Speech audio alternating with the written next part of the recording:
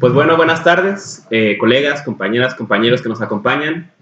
Estamos ya en la recta final de este evento, ¿no? De este seminario de trabajo colectivo en que hemos pensado en conjunto a Heidegger, hemos pensado en conjunto la hermenéutica, la historia del ser y las posibilidades de revolución que abre eso, ¿no? Entonces, pues con todo este esfuerzo que ha sido pesado, pero bueno, espero también muy productivo para todas, para todos, para mí al menos sin duda que lo ha sido, ¿no? Entramos ya con estas últimas dos mesas que nos ocuparán en la tarde de hoy, de este evento, ¿no? Aquí tengo a mi derecha a dos colegas estimados, ¿no? A uno que conozco de hace un tiempo, ¿no? A Uriel Brito, colega, compañero nuestro de grupos de investigación, ¿no? Que ha trabajado en el seminario de la doctora Rebeca Maldonado sobre Heidegger durante largo tiempo, ¿no? Mi estimado colega, bueno, trabaja el tema de lo animal y el cuerpo ha estado investigando sobre lo animal y el cuerpo en el pensamiento de Heidegger, este tema que propio Heidegger parece haber dejado tanto en el tintero, ¿no? Haber olvidado. Y el tema de la libertad, ¿no? A Schelling y la libertad en el contexto de Heidegger, ¿no? Entonces, bueno, es un colega bastante completo y que ahora los deleitará con su presentación. Y tenemos también a Saulo Alvarado, ¿no? A quien conozco de menos tiempo, pero no por eso es menos estimado, ¿no? Un gran colega también, ¿no? De las pláticas que he podido compartir con él al margen de este evento, pues me he dado cuenta que pues ha sido las mogras que nos han traído a este espacio de encuentro en que los extranjeros de igual corazón nos hemos reconocido, ¿no? Entonces, qué gusto reconocernos en estos otros espacios. Bienvenidos y bueno, no sé si están de acuerdo en seguir el orden que está en esta lista, en cuyo caso, pues empezaría Uriel justamente con el estatus ontológico de los seres vivos.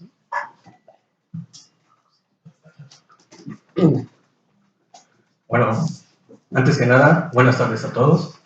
Muchas gracias a todos los presentes.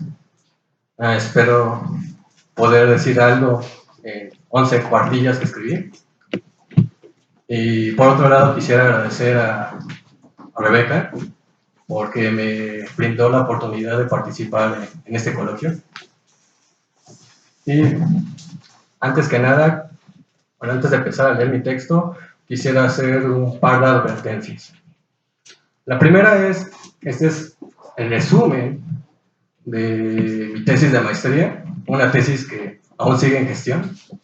Ya vamos en la recta final, pero aún no está terminada. Entonces esto es un pretexto para seguir avanzando y pensar con ustedes las conclusiones provisionales a las cuales he llegado. Eso es por un lado. Y por otro lado, señalar tres temas que no voy a tocar de forma explícita en este trabajo, lo que les presentaré, pero que tiene todo que ver con la cuestión que trato, o cómo la desarrollo. El primer lugar es la corporalidad, segundo lugar la libertad, y tercer lugar el lenguaje. Estas cuestiones, si bien no se mencionarán aquí, o no tendrán un espacio, no las pierdo de vista. Simplemente que para facilitar la exposición las he omitido porque cada uno de esos temas pues, implicaría mucho más cuartillas. Entonces, sin más, voy a empezar a leer el trabajo que preparé para ustedes. Bueno, ya leyeron el título, se llama El estatus ontológico de los seres vivos. En el párrafo 201 de Reflexiones 2, Martin Heidegger señala aquello que se tendría que tener en cuenta para poder repensar a los seres vivos sin asumir el principal presupuesto de las ciencias positivas, a saber, una concepción del ser como presencia. Si este es el caso, es mi hipótesis, entonces el ser de los entes que solemos llamar seres vivos es la cuestión que se pone sobre la mesa con las consideraciones de dicho párrafo. Sin embargo, esta cuestión no es una ocurrencia que el filósofo de la Selva Negra se plantea únicamente en los cuadernos negros, a saber, el tomo 1. En efecto, la constitución ontológica de los seres vivos es una problemática que aparece a menudo a lo largo de la obra del filósofo de la Selva Negra. ya sea de forma explícita o implícita. Ahora bien, debido a que la cuestión del ser de los seres vivos aparece de forma implícita la mayoría de las veces, esa cuestión suele pasar por desapercibida.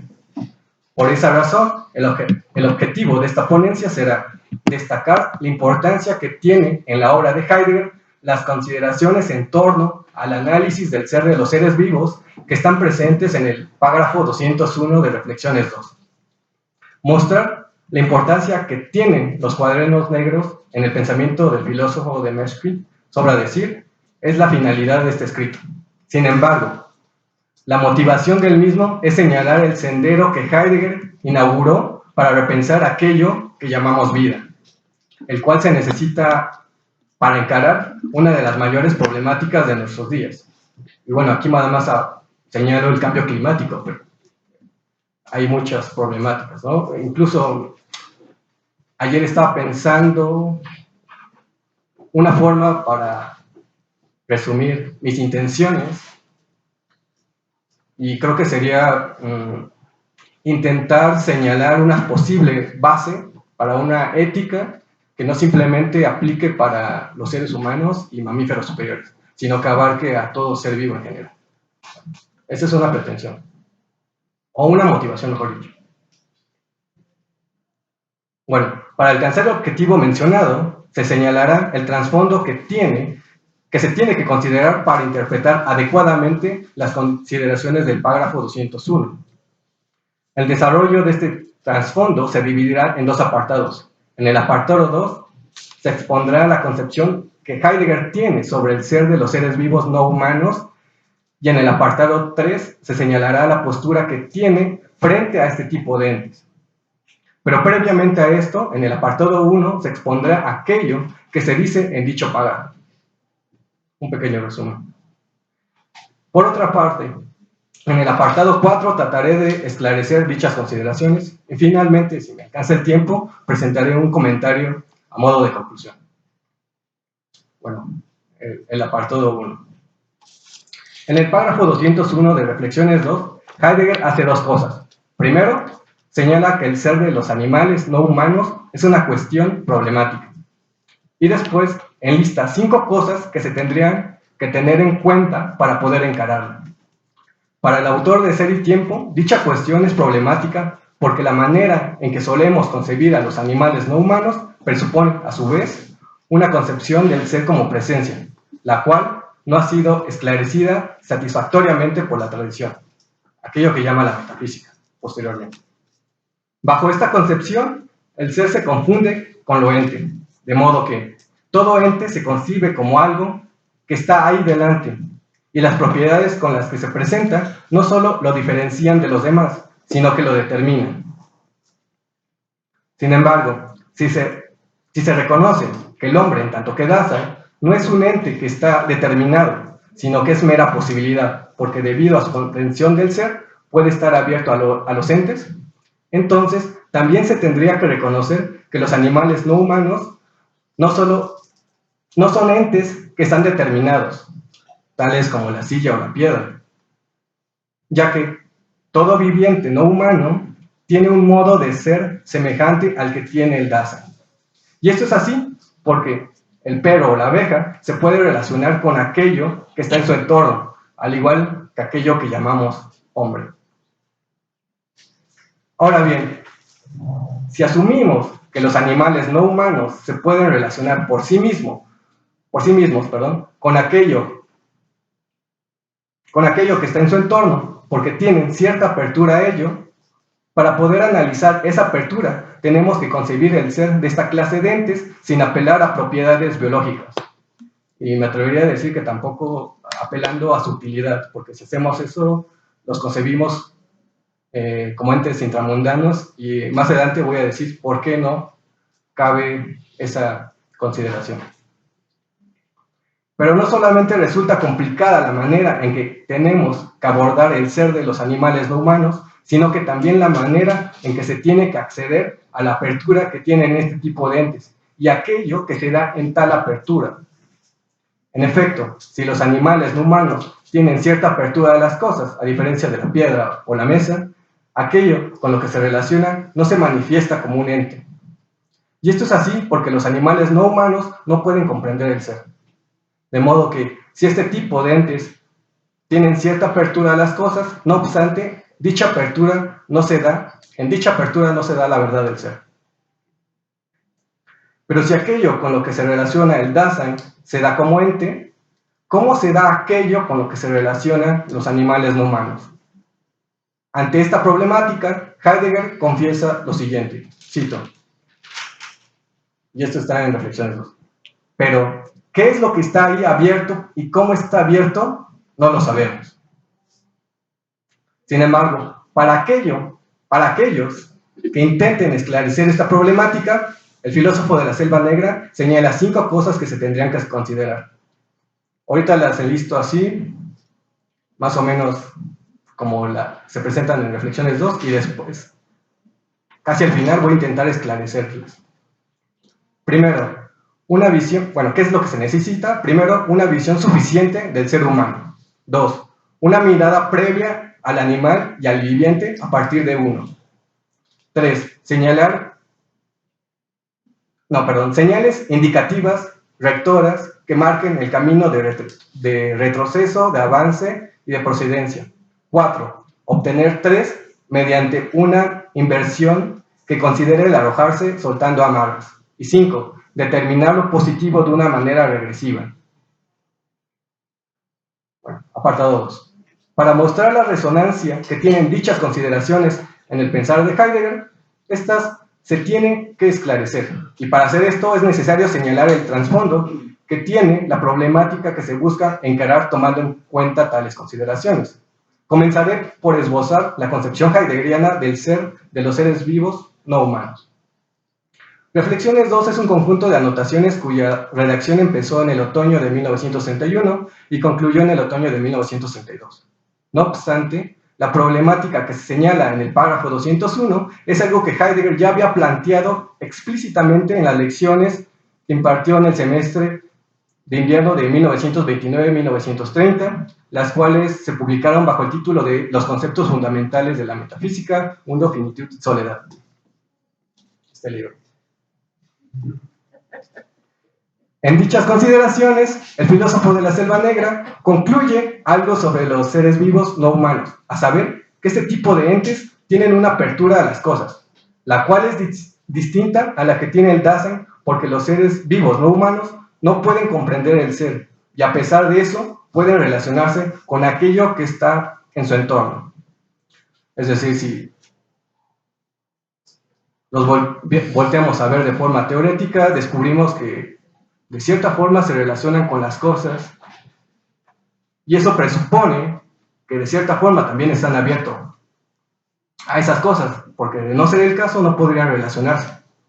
Pues esa es una de las ideas que intento sostener aquí. Más adelante voy a intentar desarrollar un poco más esto.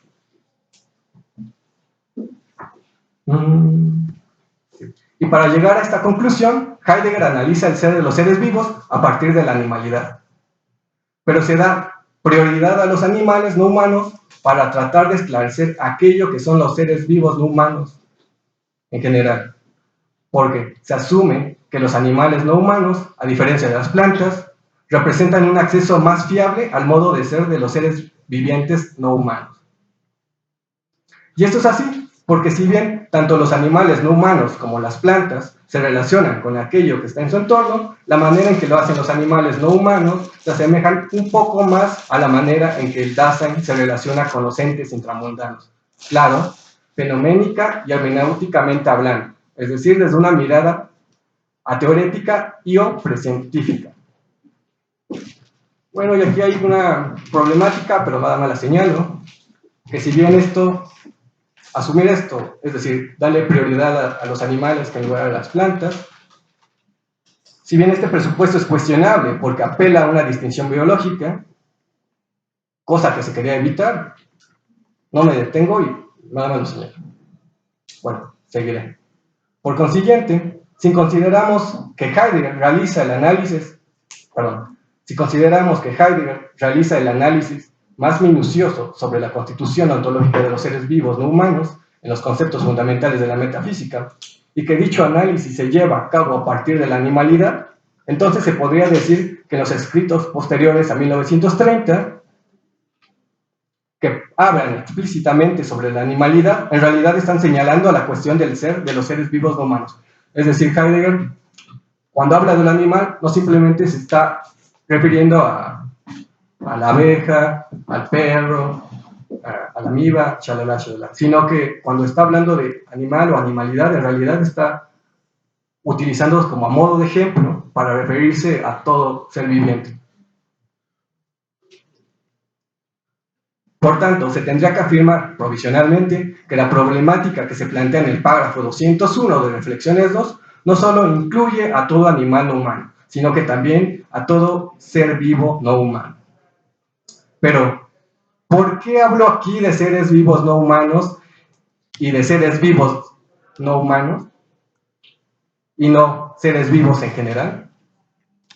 ¿Cuál es el fin de esta acotación? Para contestar esta pregunta se debe recurrir a Ser y Tiempo, ya que en esta publicación de 1927 aparece implícitamente aquello que se pone de forma explícita en las lecciones de 1929-30, a saber, el análisis del ser de los seres vivos no humanos. Y si bien en Ser y Tiempo se pregunta por el ser de este tipo de entes, la manera en que brevemente se desarrolla pasa por desapercibida, porque el esclarecimiento del ser de los seres vivos no humanos es una tarea que se deja pendiente desde la introducción de Ser y Tiempo. Pero, ¿por qué se deja pendiente la tarea de esclarecer la constitución ontológica de los seres vivos no humanos? Porque para poder esclarecer el ser de los seres vivos no humanos, primero se tiene que esclarecer el ser de aquel ente que solemos llamar ser humano, y que somos nosotros mismos en cada caso. Esta manera de proceder no es arbitraria, ya que está estrechamente relacionada con el objetivo de Ser y Tiempo: desarrollar y contestar la pregunta que interroga por el sentido del ser. Para desarrollar esta pregunta se tiene que poder acceder al ser. Y para esto se tiene que analizar el modo de ser de aquel ente que puede comprender el ser humano, entendido como Dasein. Este análisis es la analítica existencial.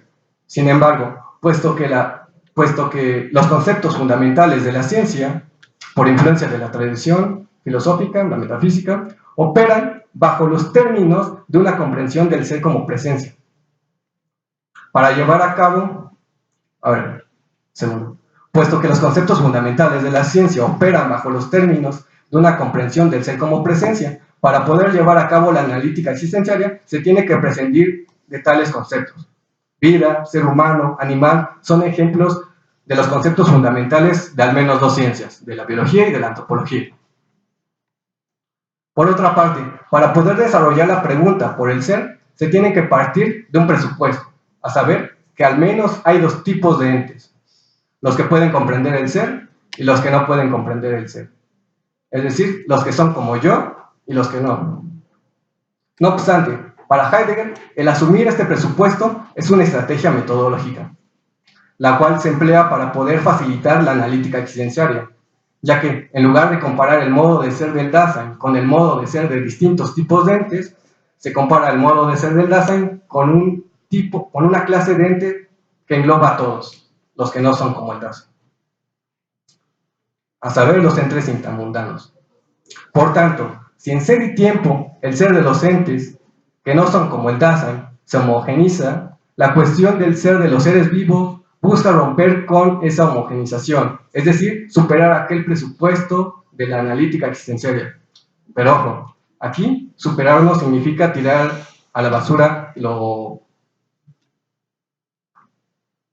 que se presupuesto, este presupuesto, sino que significa asumirlos con la relevancia, sino asumir la relevancia de lo presupuesto en su contexto.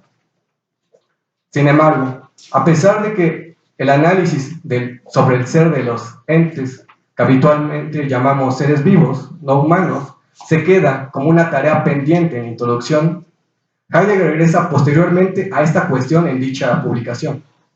Y si bien no se desarrolla extensamente la cuestión del ser de los seres vivos no humanos, sí se señala algo fundamental, a saber que los entes que solemos llamar seres vivos no humanos están en un limbo ontológico, pues ni son como la mesa, como la piedra, pero tampoco son como el Dasein. Como ya se mencionó, en los conceptos fundamentales de la metafísica se lleva a cabo la tarea que se dejó pendiente en Ser y Tiempo, pero los resultados que se obtienen al respecto en las lecciones de 1929 y 30 se asumen en los escritos posteriores, es decir, posterior al otoño de 1930.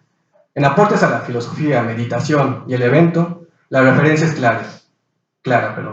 Para poder pensar el acontecimiento apropiador, el hombre no se tiene que concebir como un animal racional, es decir, como un ser vivo.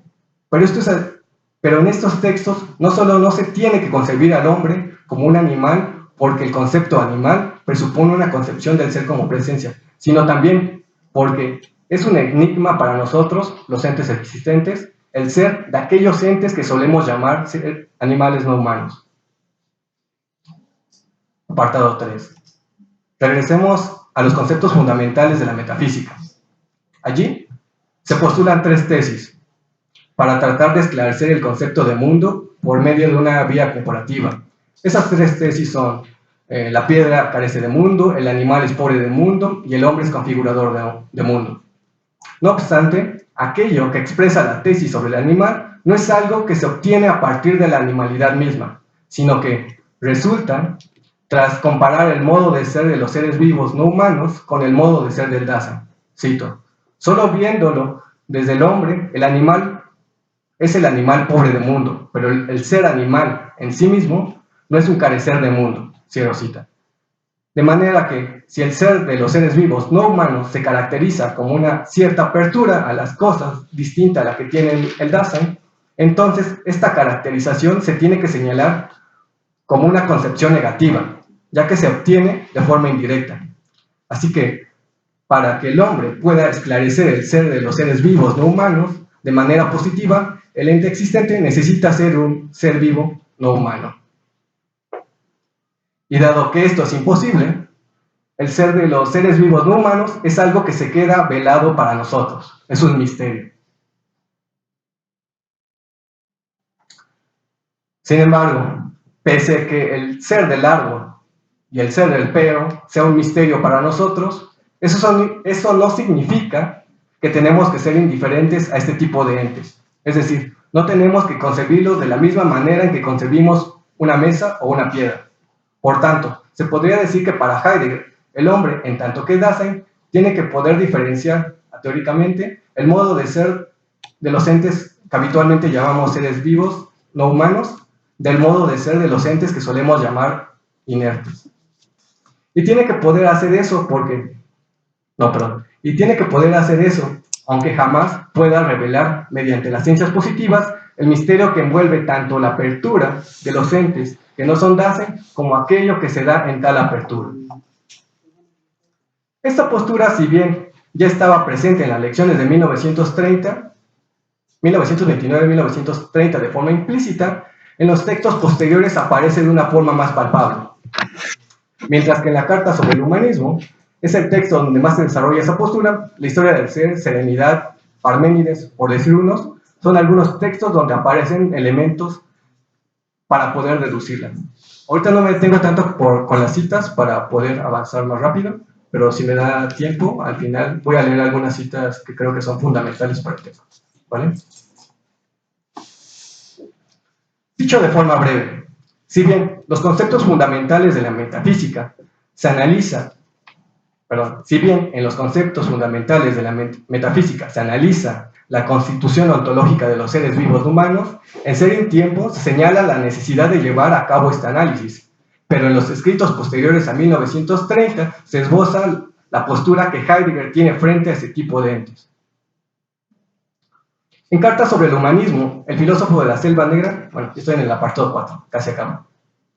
En la Carta sobre el Humanismo, el filósofo de la Selva Negra señala que a partir de la conferencia de la esencia de la verdad, su pensamiento sufre un viraje, la famosa Query, el cual consiste en dejar de concebir el fundamento de la esencia del Dasein como trascendencia y empieza a concebirlo como un abismo, como ese espacio de juego que es la paternidad. Luego, si esa conferencia fue escrita en 1930, entonces el tomo 1 de los cuadernos negros puede ser concebido como un escrito del segundo Heidegger, es decir, de la época en que el filósofo de la celda negra dejó de preguntar por el sentido del ser para preguntar por la verdad del ser. Bueno, aquí uso primer Heidegger y segundo Heidegger nada más como una cuestión metodológica, ¿no? Para facilitar la lectura. Ya. La primera formulación de la pregunta por el ser tiene como trasfondo el proyecto de la ontología fundamental y aparece en la principal obra del primer Heidegger, Ser y Tiempo. La segunda formulación tiene como trasfondo el proyecto ontohistórico y aparece en la principal obra del segundo Heidegger, Aportes a la filosofía. Ahora, si Aportes fue escrito en 1936 y 38, entonces Reflexiones 2 puede concebirse como un texto que prepara el camino para la obra que traza... Repito eso último. Ahora, si Aportes fue escrito entre 1936 y 1938, entonces Reflexiones 2 puede concebirse como un texto que prepara el camino para la obra que traza el sendero del pensar histórico del ser, así como las lecciones que Heidegger impartió antes de 1927 prepararon el camino para la redacción de Ser y Tiempo. Tomando en cuenta estas coordenadas, regresemos a las consideraciones del párrafo 201 de Reflexiones 2. La primera de ellas señala la necesidad de esclarecer la esencia del hombre. Y para esto, ese ente que somos en cada caso, nosotros mismos, se tiene que concebir como perteneciente y necesario para el ser, es decir, como Dasein. Esta tarea sobre decir es una constante en todo el pensamiento de Heidegger. Segundo, la segunda consideración señala que se tiene que buscar una visión provisional de lo viviente no humano, a partir de lo obtenido, acatando la primera consideración. Esta visión es provisional porque el ser de los seres vivos no humanos solo se puede obtener por vía negativa. Así que el ser de este tipo de entes jamás se puede esclarecer de forma definitiva. La tercera consideración es un consejo para evitar confusión entre el ser de los entes que Heidegger señala como seres vivos, del ser de los entes que las ciencias positivas y la tradición metafísica señala como vivientes, y estas dos cuestiones ontológicas se diferencian a su vez a la cuestión óntica, es decir, aquellos entes que señalábamos como seres vivos.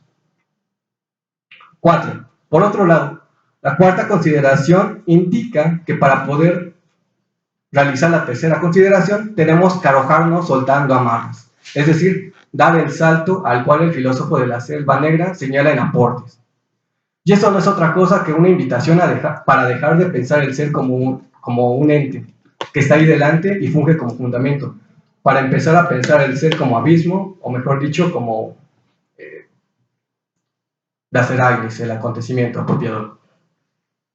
Y por último, la quinta consideración señala que aunque se obtenga el ser de los La quinta consideración señala que aunque se obtenga el ser de los seres vivos no humanos a través de una vida privativa, se tome en cuenta esa determinación. Bueno, creo que sí me da tiempo de el comentario final. Solo es una página. Para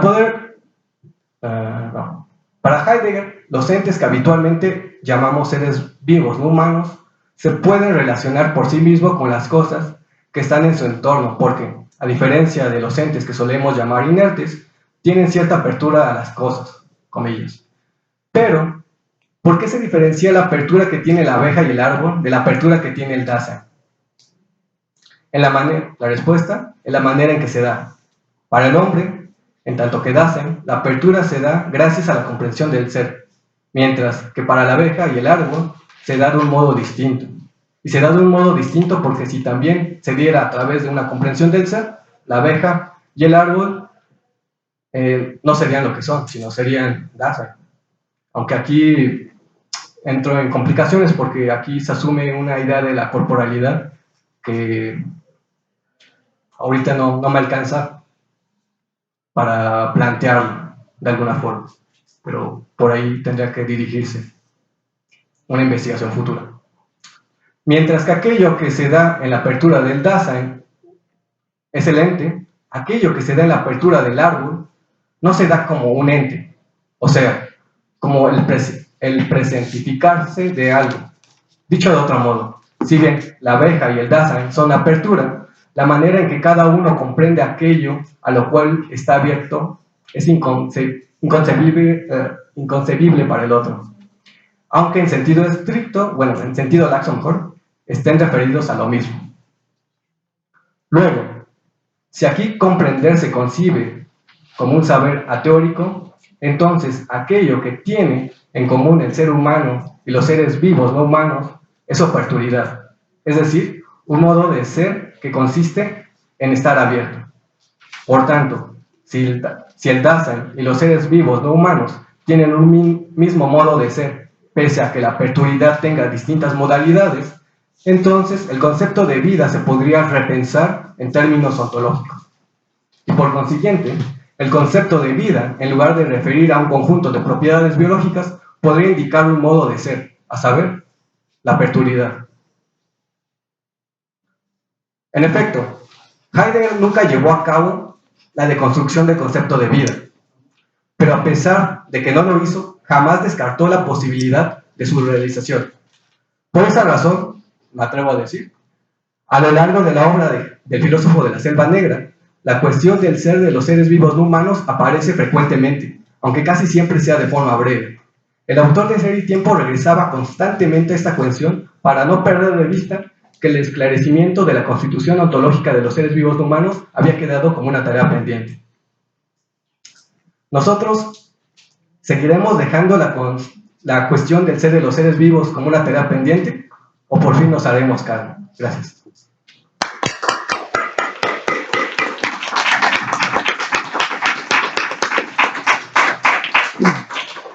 Bueno, pues muy bien, ¿no? Igual, como ya saben, ¿no? Haremos un bloque al final para preguntas, comentarios, vayan pensando qué quieren preguntar, ¿no? Y bueno, mientras le doy la palabra a Saulo Alvarado con la ponencia Andarse por las ramas, arte y naturaleza en los cuadernos negros de Martin Heidegger, ¿no? Colega, por favor. Sí, por favor.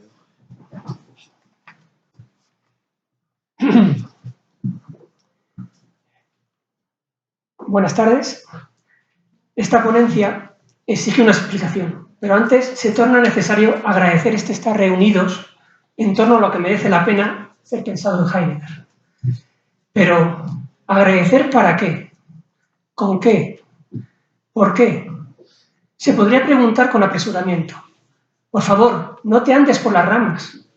Lo que aquí se propone, o se pone en juego, es el realizar un ejercicio de rememoración a través del arte y siguiendo las indicaciones de Heidegger en los cuadernos negros. Gratitud. Agradecer la oportunidad de poder hablar en un acto como este. Demorarse y ser agradecidos. El porqué se verá a lo largo de la ponencia. Alegría. Inmensa alegría por la posibilidad de poder estar junto a vosotros, junto a vosotras, celebrando este seminario de investigación. Agradecimiento porque Heidegger ha puesto en juego conceptos que parecían desterrados, marginados del pensamiento occidental. Bien pudiera parecer que son conceptos obsoletos, rancios, sospechosos y pasados de moda. En definitiva, intempestivos. Heidegger hablaba de las estrellas a las que había que encaminarse aun a riesgo de no saber el resultado final. ¿Cuáles son las estrellas de este ponente? He tenido la fortuna de poder beber del Ontanar de Teresa Oñate, persona luminar. ¿Cuántas veces nos habrá guiado ese faro hacia un puerto seguro, a pesar de la tormenta? A Rebeca Maldonado, gracias por este don, por esta invitación. Se torna difícil encontrar personas que ejerciten el darse en sus escritos y su vida. ¿Cuán desválidos podríamos estar si no tuviéramos su gratuito donar conocimiento? A Vanessa, a Nacho, a José Luis. Gracias por derrumbar el mito del tiempo es oro. aparece otra vez el donar. Gracias también a ellos y a Rafa, a David, a Emiliano, por compartir con serenidad sus conocimientos. Para cerrar el círculo, me gustaría agradecer a mis padres enseñarme lo que es el amor del exilio y dedicar esta ponencia a María, mi compañera, por su darse, su simpatía y arrojo que me han ayudado a conocer el concepto de comunidad, desconocido para mí. Hermosa aventura. Gracias por pertenecer al mundo de los niños los perdidos. A mis hijos por enseñarme lo que es cuidar, lo que es el éxtasis del tiempo y lo que significa ver el mundo con ojos nuevos todos los días. En particular, gracias Pablo por el tiempo que me has ofrecido estos años y tu serenidad. Gracias César por tu nobleza en la discordia. Y gracias Mateo por tu eterna sonrisa al mirarme con esos ojos henchidos de estrellas. Y por supuesto, muchas gracias a todos y a todas vosotras por dejarme poner en común este texto. He estado muy lejos de vosotros estos años. Lamentablemente, algo se quebró. Gracias por ayudarme a recoger, que no recomponer, las 1000 facetas de vidrio que surgieron de esos días y demostrarme que existe un Heidegger que ni el mismo Heidegger se atrevió a pensar en sus escritos. Muchas gracias. Como dijo el poeta sueco Anders Fridén, pasamos los días oscilando entre la inocencia y la ira, esperando una señal que nos responda el porqué de seguir bailando solos. Recogeré algunas estrellas que brillen para ti y empezaré hoy, porque son escasas, el signo de los tiempos. Antes de comenzar, 2 advertencias. Este conferenciante, este ponente, hace mucho que devino burraca. Le encantan las bagatelas, que brillan y construir su morada con ellas. Esta ponencia podría estar llena de ellas. Y por mor de Cronos, hay pasajes que han tenido que ser eliminados, con la violencia que ello supone. Si alguien está interesado en ellos, les puedo mandar los fragmentos de los cuadernos negros donde se habla de ellos. Bien, nos hemos andado por las ramas con esta pequeña ceremonia de gratitud. Estarán pensando que corre el tiempo, que no se ha dicho nada. En definitiva, que el ponente se ha ido por las ramas. Permítame una explicación. Lo primero, el porqué del título. Pareciera que desde el 2014, cuando apareció el volumen 94 de las obras completas de Heidegger, solo se puede hablar de un Heidegger nazi. Lo demás podría ser calificado de complicidad, falta de ética, fascismo encubierto de sus seguidores. No hay que andarse por las ramas, hay que ir al meollo de la cuestión. Pero, ¿está tan claro que el meollo de los cuadernos negros sea el antisemitismo de Heidegger? Se intentará mostrar en esta ponencia que a veces el demorarse, el andarse por las ramas, el dar vueltas en torno a un lugar, puede resultar más provechoso que el no perder tiempo, que el investigar continuo sobre diversos temas, saltando de uno a otro, de publicación en publicación. ¿Merece la pena pensar en el arte? ¿Merece la pena dedicarle tiempo a la naturaleza? ¿Merece la pena reflexionar sobre la relación que pueda existir entre el arte y la naturaleza? ¿Qué tiene que ver la verdad en todo esto?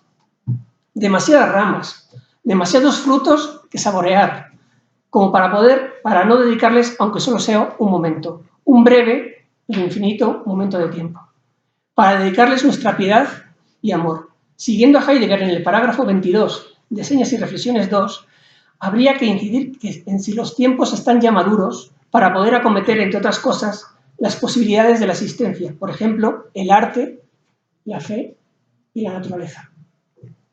Si la confrontación con Nietzsche y la bancarrota del periodo nazi supuso la ruptura anímica de Heidegger, los cuadernos negros, en menor medida, han supuesto la ruptura de parte del que les habla. ¿Qué parte? Todavía no se logra vislumbrar. Quizá aquella parte que ama la escritura de Heidegger, quizá la parte que se considera historiadora del arte, puede. Quizá la parte que no osa desplegar sus capacidades artísticas, a lo mejor. O quizá aquella parte que no entiende la marcha actual del mundo. Muchos pensadores consideran que la obra tardía y los póstumos de Heidegger pertenecen a su crepúsculo. Consideran que el adentrarse en el pensamiento de Heidegger es aceptar sus obras canónicas, las establecidas por la academia, las que se pueden interpretar tranquilizadoramente y meter en el saco de la metafísica occidental. Pues señoras y señores académicos, crepúsculo es también alba, el alma de una nueva forma de pensar. Empiezan a vislumbrarse los retales con los que se quiere construir esta ponencia. Se desea dar la voz a los que no la tienen, solo para que se les escuche. El pensamiento de Heidegger es ese lucero del alba que anuncia la llegada de la mañana, de la noche o de ambas. Les aviso que la acción se va a desarrollar en un paseo nocturno con una serie de compañeros. No piense que queremos andar al lado de Heidegger, considerándonos a su misma altura. Supongo que entre los oyentes hay hermanas, hermanos mayores, hay madres y padres, y conocen el andar trotón de los niños pequeños para poder alcanzar a la persona que admiran. Esta ponencia llevará a ese andar trotón. Como diría Carmen Galindo, no te pongas delante, no pienso seguirte. No te pongas detrás, no pienso guiarte. Si quieres, ponte al lado. Caminaremos bajo las mismas estrellas hacia el mismo destino. Y para poder empezar a andarnos por las ramas, hay que hablar del error y el extravío. Como señala Heidegger en Señas y Reflexiones 2, parágrafo 23, solo cuando realmente erramos, es decir, cuando vamos extraviados, podemos toparnos con la verdad. Y es lo que podría parecer al principio estos cuadernos, una serie de tentativas para encontrarse a la vera de un camino con la verdad. Por lo tanto, caminos que han de ser andados, puesto que, y siguiendo a Reflexiones 15, parágrafo 43, arriesgarse al extravío consuma la admisión del espacio que estos extravíos intentan instaurar. Por lo tanto, casi en el comienzo, antes de comenzar, no tengamos miedo de fracasar. Uno de los verbos más temidos por el pensamiento occidental. Se prefiere el término crisis, porque de ella parece ser, o pareciera ser, que se puede salir. Sin embargo, el fracaso, además de implicar el error, el extravío, supone el final de la aventura, el resquebrajamiento de la nave tras encallar, el hacerse trizas. ¿Cuánto tenemos que aprender de Japón y su arte del kintsugi? Así, este errar en el segundo Heidegger tendría un matiz positivo. Sin fracaso, sin error, no puede darse la verdad. Y esto es así porque el Erainis, que para Heidegger es sincronía de las diferencias, es el I de tiempo y ser, no es relación extrínseca ni intrínseca. Y es así porque la aletheia no puede darse sin algún resto de misterio, como nos ha enseñado Teresa. La aletheia no supone un misterio y luego su desocultamiento. Es un velo desvelador. Existe verdad porque a la vez hay encuentro, pero también hay desencuentro, algo que nos recuerda a nuestra finitud. El darse el ser es un donar finito. Pero, ¿qué son los cuadernos negros? Bueno, es lo normal empezar el estudio de un pensador o de una obra de arte contextualizándolos.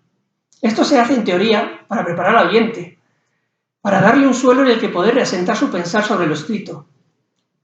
Pregunto, ¿es cierto eso? ¿O más bien se recurre a la contextualización para abrumar al oyente con 1000 datos que demuestren la brillantez del escritor del contexto?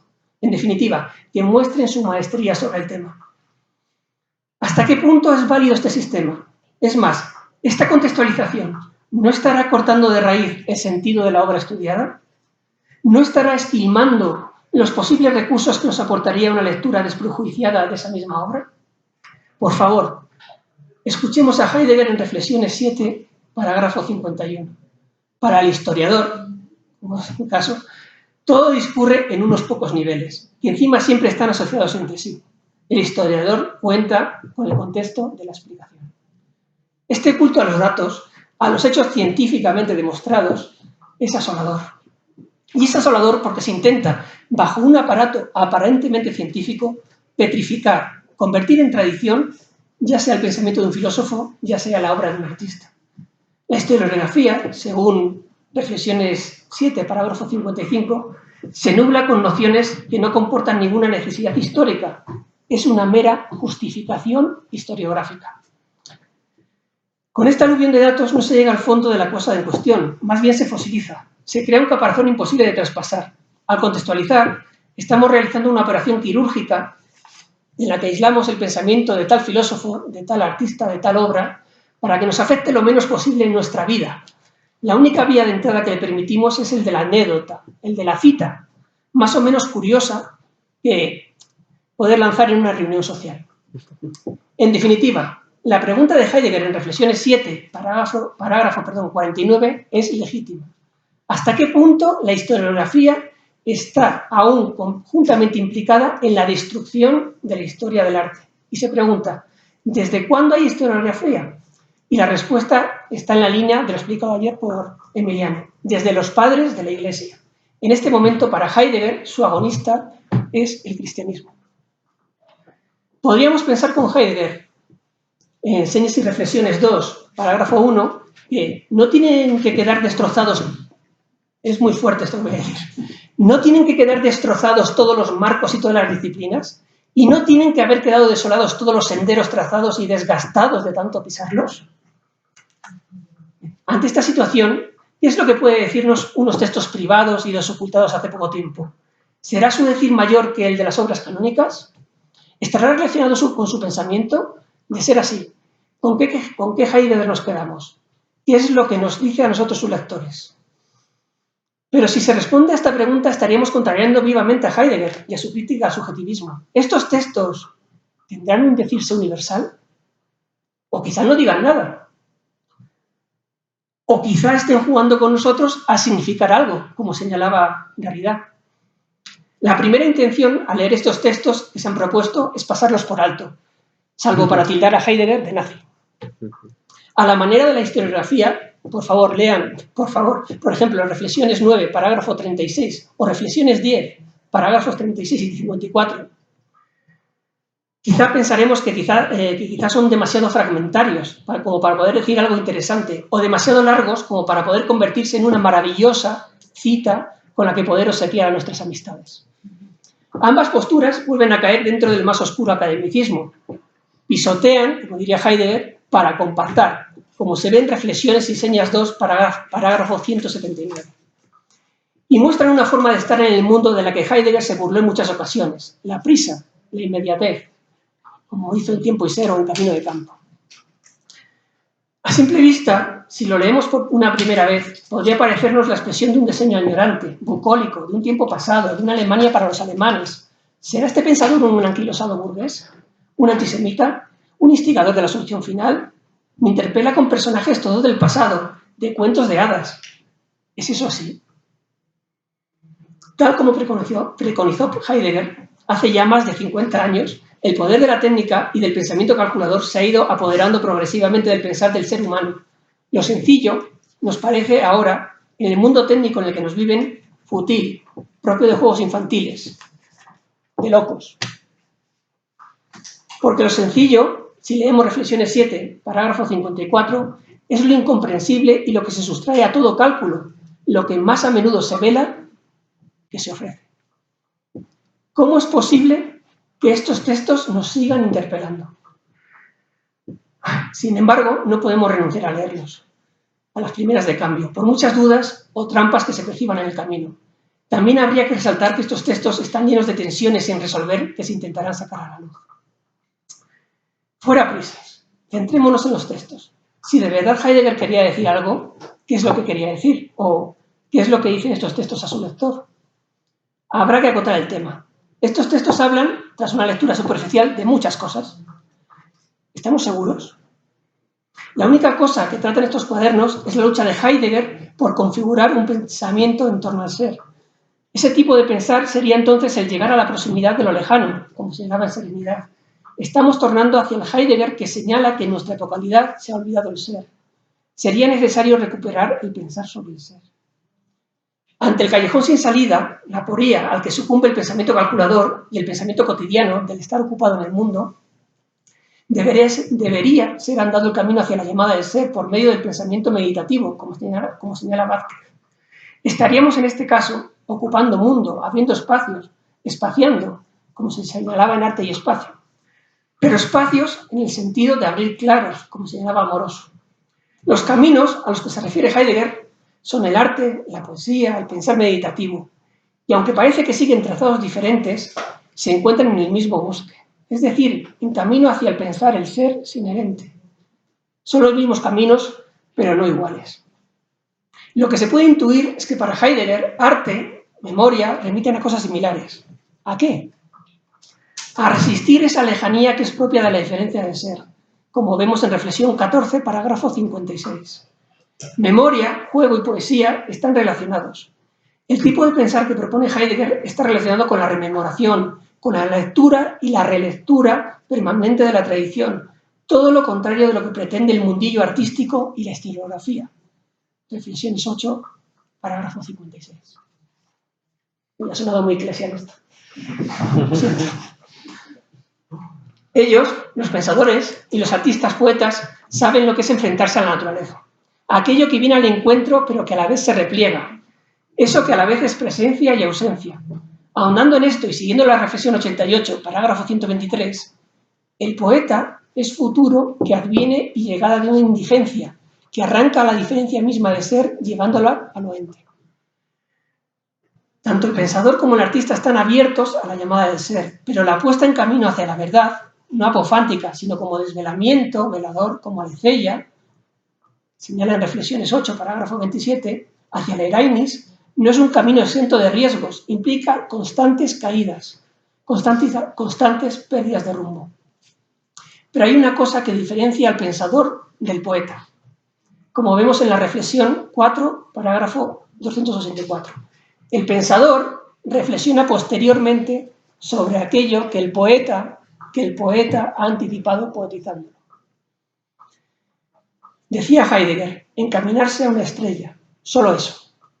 Pensar es restringirse a un solo pensamiento alzado una vez, fijo como una estrella en el cielo del mundo. Eso lo tienen desde la experiencia del pensar. Salir al campo, hacer espacio, espaciar, tocar la noche, darnos cuenta de nuestra finitud, desear. A este pensamiento se le llama utópico, utopía, no lugar. Este neologismo, creado por Tomás Moro, para hablar de un mundo futuro, fruto de la metafísica, es todo lo contrario de lo que pretende Heidegger con su pensamiento meditativo. Heidegger no dice que otro lugar sea posible más allá de la vida o del tiempo. No, lo que dice es que este mundo está ya siendo, sí, en gerundio, un gerundio que tiene la vocación de recolector de pasado, presente y futuro. Heidegger nos señala sin descanso que nuestra epocalidad ha olvidado el ser. Como diría Gamoneda, el olvido entró en mi lengua y no tuve otra conducta que el olvido, y no acepté otro valor que la imposibilidad. ¿Qué se puede hacer contra esto? La respuesta podría estar tanto en el pensamiento meditativo que propone Heidegger como en la obra de arte y el poema, ya que, según Senes y Reflexiones 2, parágrafo 34, el ser se hace poema y por eso se vuelve finito, se dona. ¿Cuánta belleza puede caber en esta fragilidad? Y esto sucede así porque los poetas siempre poetizan lo ente y, sin embargo, haciendo eso, poetizan el ser, como dice Señas y Reflexiones 2, parágrafo 32. Veámoslo con un par de ejemplos. El primero de Rufino Velasco, un poeta ligado a la teoría de la liberación. Tan breve es la memoria de las flores, de un solo día que, entre bastidores, alguien pregunta por lo que se olvida. Pero, ¿por qué se ha olvidado el ser? Safo, la poetisa griega, nos da la clave de este olvido. Dice lo siguiente: como la dulce manzana rojea en la rama más alta en la más alta punta, y la olvidan los cosechadores. Ah, pero no es que la olviden, sino que alcanzarla no pueden. Se acusa al pensamiento heideggeriano, muchas veces con ligereza, de ser poetizante. Como diría Casaldáliga, te llamarán poeta para reírse de tus razones, que desentonan con su razón. No hay ningún desmérito en esto. Volviendo a Reflexiones 11, parágrafo 88, la más remota palabra del poeta es una seña que apunta a lo infundamentado, a lo que primero es preciso nombrar. ¿Es todavía posible hablar del arte como discurso de resistencia? A fin de cuentas, nos encontramos con un arte vendido al capital, se podría argumentar. Un arte que, como señala Heidegger en Reflexiones 8, parágrafo 18, se practica de manera homogénea, de forma puramente calculadora. ¿Es capaz eso que llamamos arte de ser radical, de ser intempestivo? ¿Qué es lo intempestivo? Es todo aquello que no se ha pensado, que es imprevisto, que llega a deshora, es decir, el evento, o en palabras de Heidegger, el Erainis. Pero, ¿cómo este concepto de profundas implicaciones filosóficas puede aportar algo al análisis del arte y de su función de resistencia? Es más, ¿cómo puede algo que es inoportuno ser oportuno? Esta sorpresa, este asombro inicial, es el que pretendemos resaltar en estos minutos. Recuperar la capacidad de maravilla. Volviendo al poeta Anders Frieden, habría que preguntarle a la inocencia. Inocencia, ¿querrías envejecer conmigo? Siguiendo a Julio Quesada, cuando habla del pensamiento de Nietzsche, se es intempestivo porque no se está de acuerdo con la forma de vivir de sus contemporáneos, tampoco con los valores imperantes u oficiales que se pretenden otros. Lo intempestivo, para Heidegger, siguiendo Reflexiones 8, parágrafo 49, tiene comienzo, como todo lo extremo, en el rehusamiento y en la renuncia.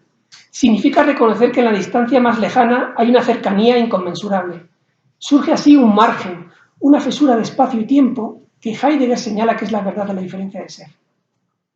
Pero lo intempestivo, señalado por Heidegger en Reflexiones 11, parágrafo 49, tiene un peligro y una salvación para evitar la confrontación dialéctica. Ese peligro es el de quedar cubierto por su férrea oposición a la época. Al estar tan sumergido, perdería conexión con la época, perdiendo su carácter de intempestividad y convirtiéndose en atemporal, es decir, sin poder conocer su época y sin ser capaz de aguardarla. Lo salvífico, por el contrario, del encubrimiento es que la obra puede quedar preservada del desgaste de la habladuría historiográfica, como señala en Reflexiones 14 en la introducción. Está bien, la obra de arte pretende ser intempestiva pero oportuna. ¿Qué es lo asombroso que nos propone? ¿Por qué es necesario que aparezca ahora? Es capaz de donar un espacio interno a la vez que se cierra sobre el externo. Es capaz a la vez de mostrar superficialidad cuando nos abismamos en su profundidad. Juega con la luz, donando espacios para la penumbra y la oscuridad. Sin embargo, en la actual historiografía del arte no se tiene en cuenta el fenómeno de apertura, como señala Heidegger en Reflexiones 14, página 53. Existe una cierta impermeabilidad a considerar en la obra de arte esta capacidad de donación, de apertura. Su llegada, por lo tanto, es intempestiva. Ocurre de manera repentina e inoportuna. Está fuera de tiempo y sazón. Fuera de tiempo y sazón, es decir, fuera de ocasión. Sin embargo, insistimos en que es oportuna su llegada. Para poder resolver esta aporía, tendremos que sumergirnos en el análisis de cómo se puede dar el tiempo en la obra de arte. Esta situación puede sacarnos de quicio, pero precisamente es eso lo que hace la obra de arte, desquiciar, como señalaba Derrida en Espectros de Marx. Desquiciar nuestro mundo de conceptos metafísicos y sacar a la luz, desvelar que hay algo más de lo dicho y lo visto.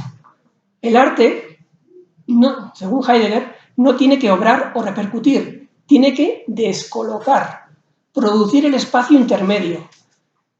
Esto está dicho en Reflexiones 8, parágrafo 29.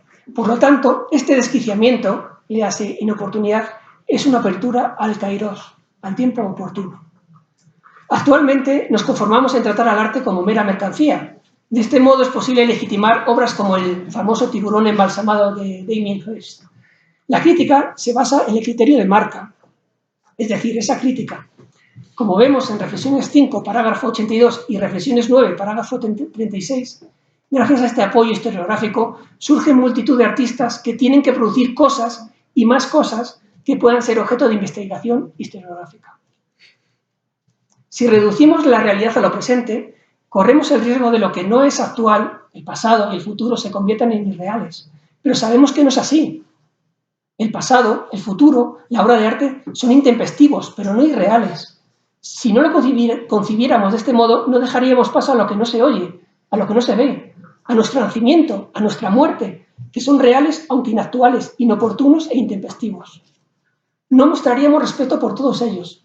Siguiendo a Byung-Chul Han, respeto es un mirar hacia atrás, implica un distanciamiento, algo que el capitalismo no acepta. Todo tiene que ser transparencia, sin distancia. Se olvida en este pensamiento que sin distancia no hay cercanía. Como diría Heidegger en Reflexiones 9, parágrafo 36, corriendo el riesgo de que se extinga el último rescoldo chispeante del arte y la necesidad del arte, debido a las explicaciones historiográficas que no dejan nada al misterio. Por lo tanto, hay que poner en discusión el criterio de actualidad para que el arte sea crítico, como pedía Heidegger en Reflexiones 7, parágrafo 55 y Reflexiones 8, parágrafos 29 y 56. Es decir, ya que la historiografía se limita a justificar historiográficamente lo actual como lo más nuevo y reciente, criticando Heidegger de este modo la superficialidad del mundillo artístico.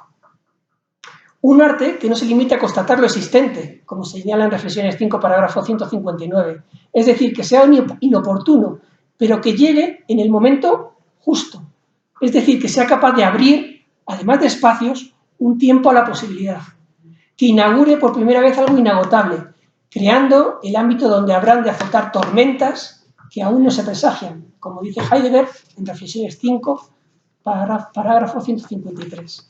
Por eso, y siguiendo a Teresa Oñate, podemos decir que el arte debería ser una auténtica cairología, es decir, ¿cuál sería el límite de la interpretación de la obra de arte? Señala Teresa Oñate que sería el amor, las cantas, que provienen, como bien señala, de Grecia, y kairos, tiempo propicio.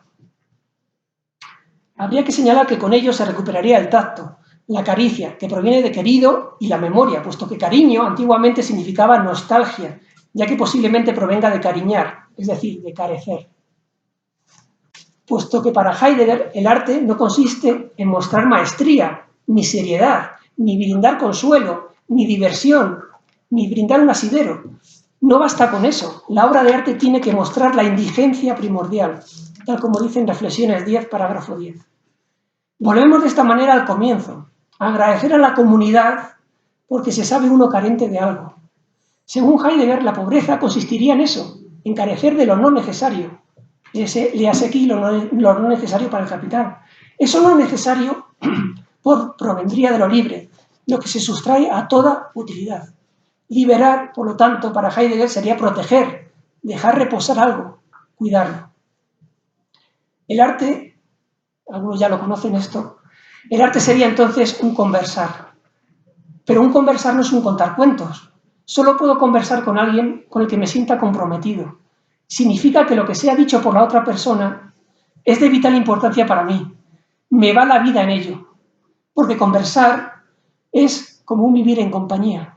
Es decir, encontrarse habitualmente en un lugar con alguien, un ocuparse en algo junto a alguien, dar vueltas en torno a algo.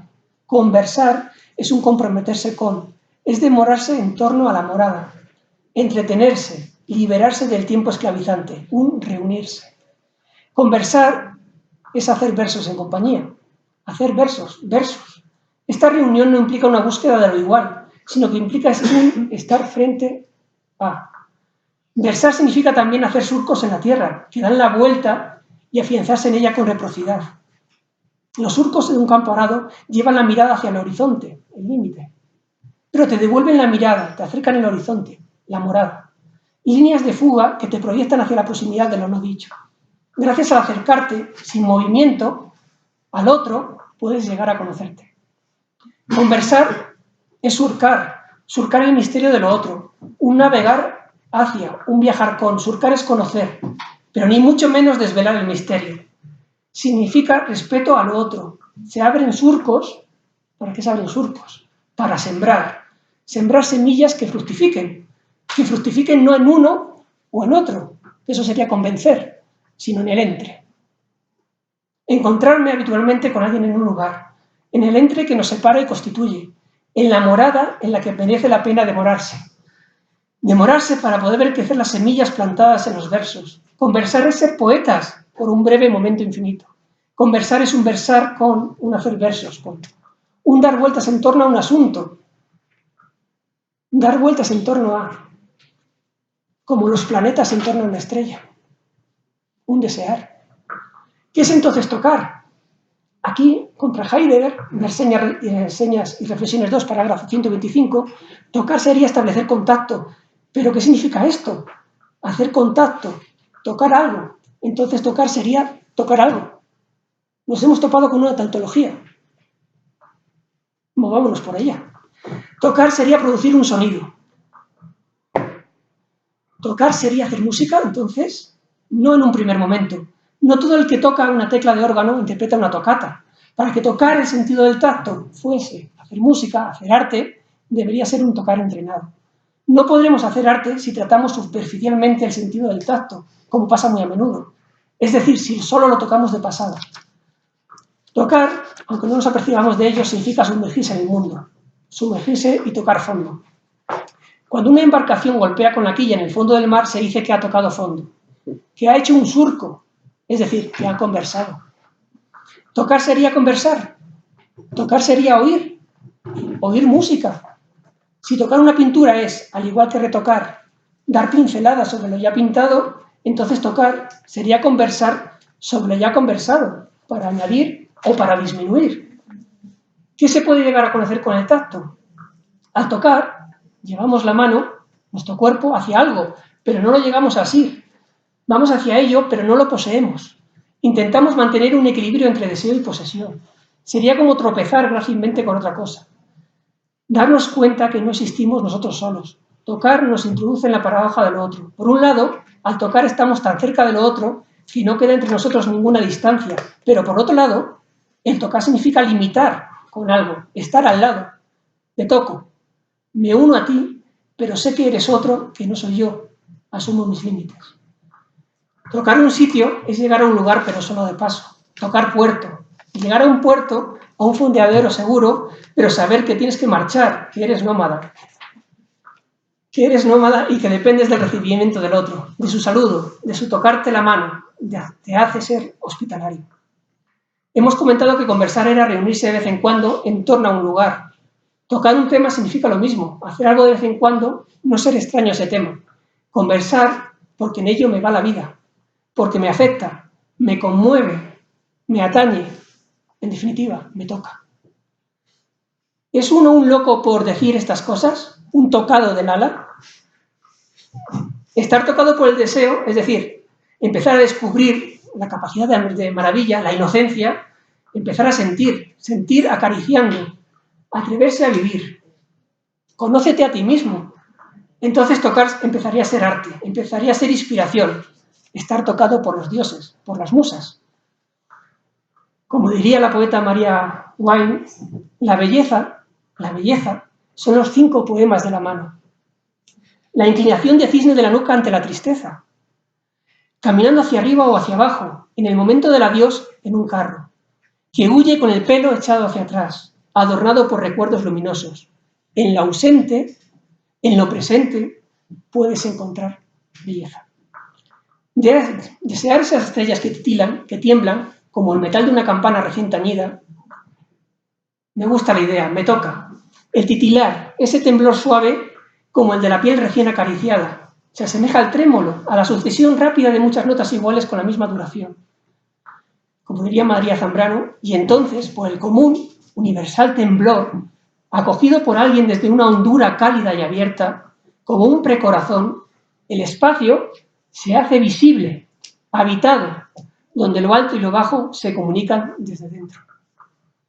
Todos estos pensamientos, brotados de un tocado del ala, no lo niego, quizá trastoquen nuestros planes, nuestras tácticas. Hemos intentado, desde el inicio del pensamiento occidental, mantener intacto el tema del tocar. Ha sido un tema tabú. Hemos olvidado que ser tocado significaba también sentir el influjo de las estrellas, de la brisa, desear ser más conociendo nuestros límites. Hemos convertido el tocar en manosear, como señala Heidegger. Alguien tendría que denunciar este uso y abuso de la palabra tocar. Heidegger inició el camino.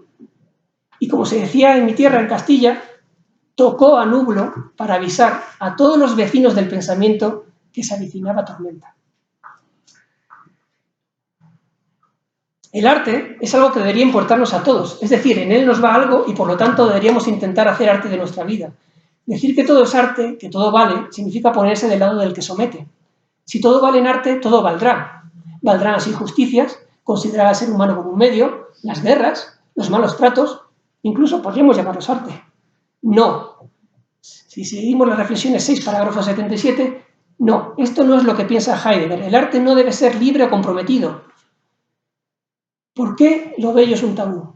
¿Será para poder justificar nuestra falta de interés por tender puentes? ¿O acaso para poder revolcarnos en la autocompasión? Buscar lo bello se considera una postura decimonónica. La belleza no sería más que adecuación a una idea, a un esquema. Al igual que concebir la verdad como adecuación. Pero según Reflexiones 6, parágrafo 4, el pensamiento calculador sustrae la belleza a la meditación, sobre todo el fundamento esencial de la belleza, es decir, la verdad como verdad de la diferencia de ser. Se pregunta, ¿cómo debemos intuir lo bello? Por lo tanto, se buscaría la fealdad. No nos damos cuenta de que estamos entonces dentro del mismo pensamiento del que queríamos huir. Se dice que lo que el arte tiene que hacer es provocar a la ciudadanía pequeño burguesa. Bien, este texto quizás sea un primer intento de dirigirse a una respuesta a lo que pueda ser el arte. Se busca una solución, pero, por favor, no se me malinterprete. No se piensa en solucionar a la manera técnica, sino solucionar con su significado de desordenar, desenredar, como despeinar el cabello de la persona amada al alma, solucionar como un desear. Es algo descabellado.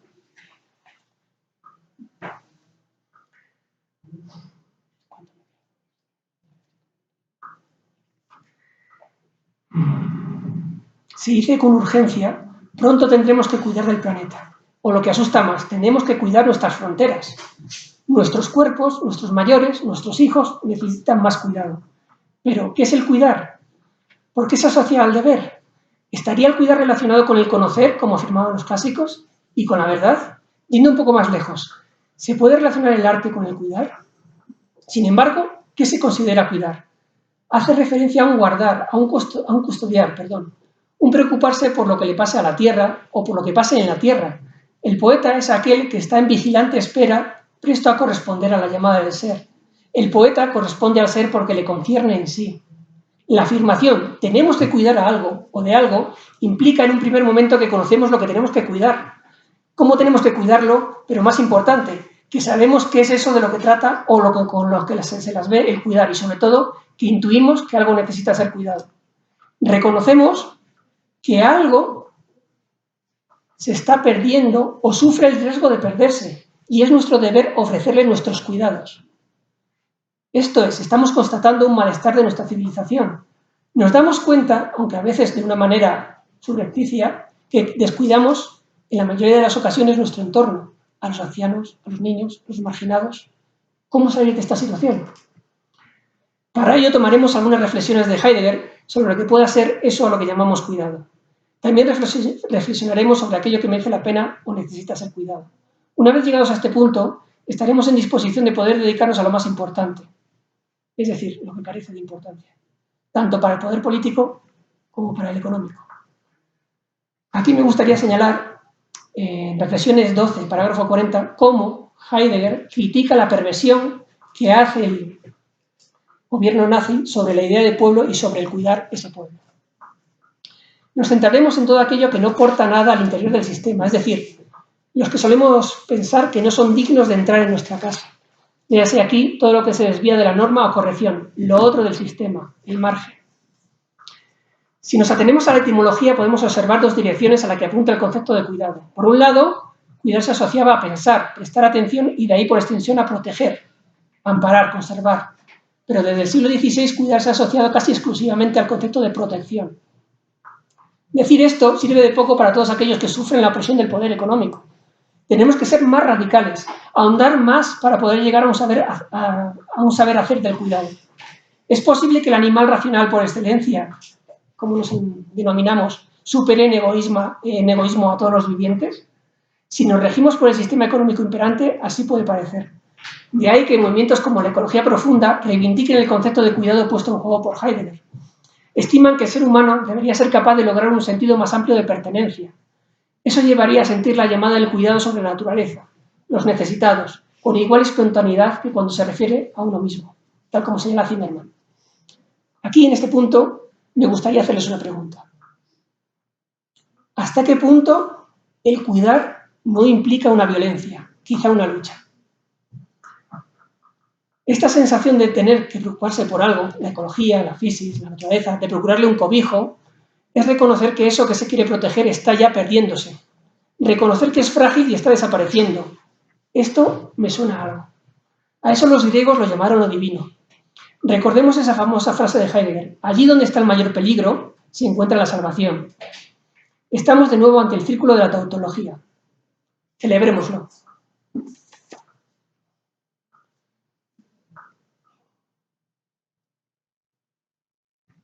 Para no pasarme muchísimo de tiempo, voy directamente a una reflexión sobre la naturaleza y el paisaje.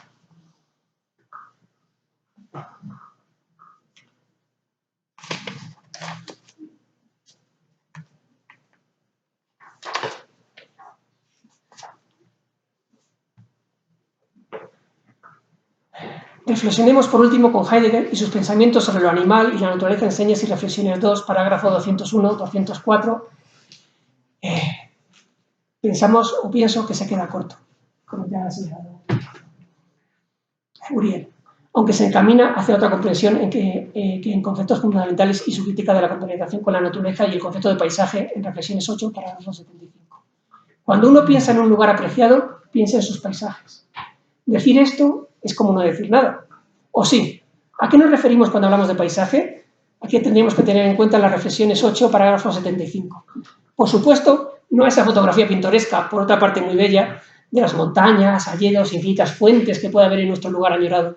Cuando hablamos de paisaje nos viene a la mente los sonidos, su paisaje sonoro, los olores, su paisaje olfativo, sus texturas, su paisaje táctil. La suma de todo ello hace a ese lugar diferente, por lo menos para aquellos que han tenido la fortuna de conocerlo, ¿o no? Llegados a este punto, pensarán que vamos a discurrir por los senderos de la melancolía y la nostalgia, y en definitiva se va a reflexionar sobre un lugar ya pasado que no volverá a regresar. Y si así fuera, y más importante, ¿seguro que ese lugar que nos mueve a la rememoración se ha sumido en el ocaso? La civilización occidental, en la que nos suelen vivir, nos ha acostumbrado a pensar que todo se reduce a lo que uno puede o es capaz de ver.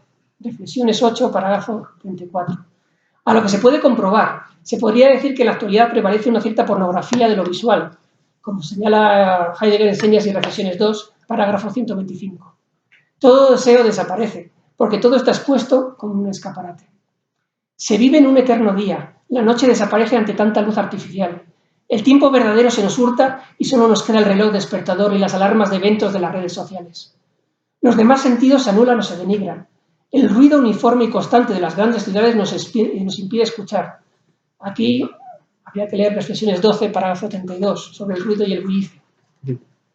Los fuertes aromas, tanto buenos como malos, nos envuelven y nos someten. Es peligroso tocar, incluso está mal visto, pero no toquemos ese tema.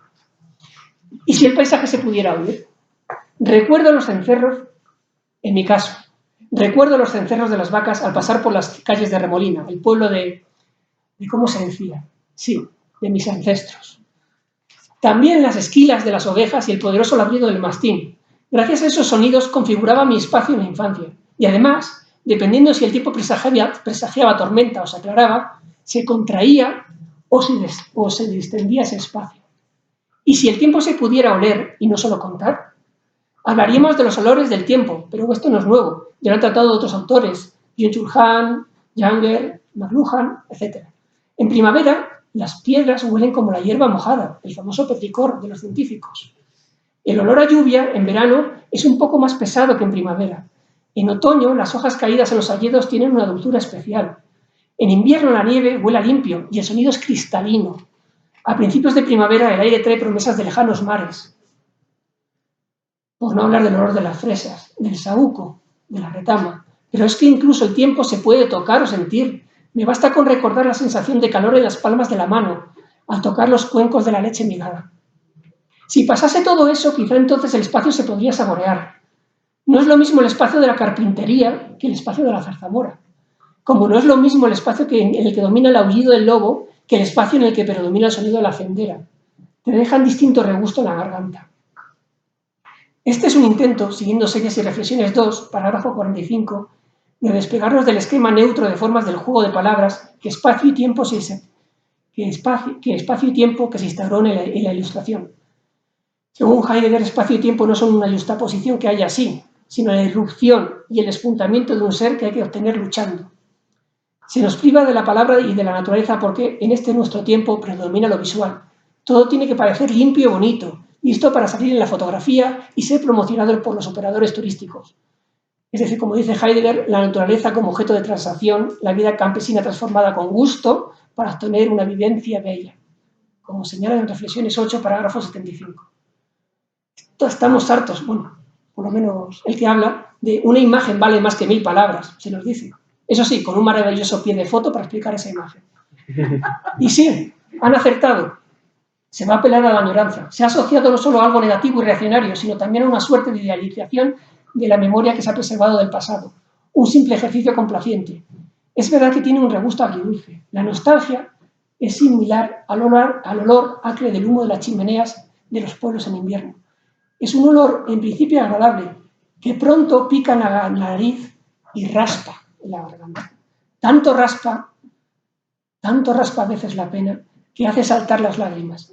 Sin embargo, gracias a ella uno vuelve a sentirse querido y la soledad desaparece con un leve suspiro. El primer movimiento ecologista, aunque necesario, no se dio cuenta de esto, de que el paisaje que se encontraron al salir de la ciudad y de la universidad había sido configurado durante siglos por el ser humano y por los vivientes de ese paisaje, como señala Heidegger en Reflexiones 8, parágrafo 75, incluso aquellos parajes que parecían más prístinos, que al mirar un monte, al oír un collado, al sentir un río, que al oler una fragancia había depositado tras ellos todos los estratos que nos configuran, historia, tradiciones, geografía. A sus ojos era un todo uniforme y aplicaron a la naturaleza un esquema tan humano que casi han hecho desaparecer al ser humano de lo natural. Y en este punto habría que retomar el pensamiento bellísimo de Heidegger. Para él, pensar, rememorar y agradecer son lo mismo.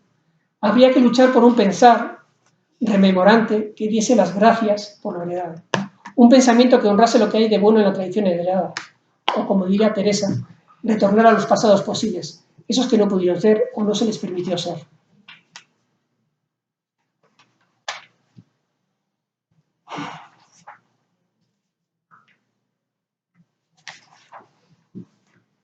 Por tanto, para terminar y no aburrir más, intentar encontrar un límite a la brutal voluntad de poder y libertad que caracteriza al capitalismo. El capitalismo y sus representantes, con sus críticas, parecen erigirse en dioses capaces de decidir lo que es bueno y lo que es malo. Nos apartan de lo sencillo, de lo todavía por pensar, de ser capaces de disfrutar de lo que se considera pequeño, de lo frágil, de esas cosas de las que solo se ocupan los tontos, los patanes, aquellos que andan torpemente como si tuviesen patas. Este tipo de pensamiento es cómico para el capitalismo, como hemos visto. Convertirnos en comediantes, con la que está cayendo, convertirnos en comediantes, en repensadores de la alegría, alegría que se vislumbra en una nueva forma de pensar. Una forma de pensar que hay que realizar en la calle, en microacciones, como los cómicos callejeros. Es ese tipo de pensamiento el que podría alejarnos de los fascismos venidos o por venir. Y por último, los que me conocen ya lo saben, si van a preguntar, pues yo posiblemente haga lo que hizo un tal Alvarado hace muchísimos años, coger una pértiga y realizar el salto de Alvarado. Salir por allí y huir corriendo. Muchísimas gracias.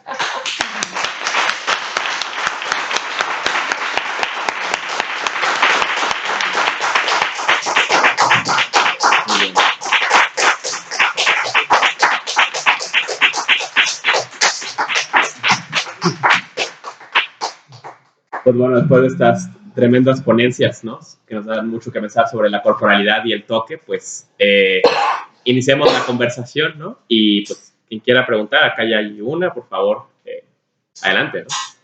Sí, Saulo, no te voy a preguntar nada. Gracias. Pero siento la necesidad de decir algo. Además, como has cometido la tropería de nombrarme con tanto cariño al principio, solo quiero darte las gracias por tu interpretabilidad, es decir, por tu oportunidad. No sabes lo que me has tocado, Saulo. Gracias. Muchas gracias a todos vosotros porque ha sido una semana inolvidable. Colegas, ¿alguien más quiera preguntar? ¿Preguntas, por favor? Adelante, por favor. Bueno, Saulo, no voy a repetir lo que te ha dicho Rafa, pero desde luego te has propuesto tocarnos y lo has conseguido. Sin ponernos el dedo encima, por ahora. Pues lo que sí te voy a invitar es a que, ya que se te han quedado muchas páginas en el tintero, pues que nos cuentes si quieres algo de qué había en esas páginas, porque no cabía en mi sorpresa constantemente según avanzabas en tu ponencia acerca de, sobre todo del modo en el que has abarcado y desde el cual te has orientado no solo con respecto a Heidegger, sino con múltiples cosas. Entonces me queda la curiosidad de que nos hables un poco de qué hay en esas páginas. Resumiendo, iría enlazando temas. Perdón, Era ir enlazando temas, como los enlazaba Heidegger en sus cuadernos negros, pasando por el arte, por la historiografía, como considera el de la historiografía,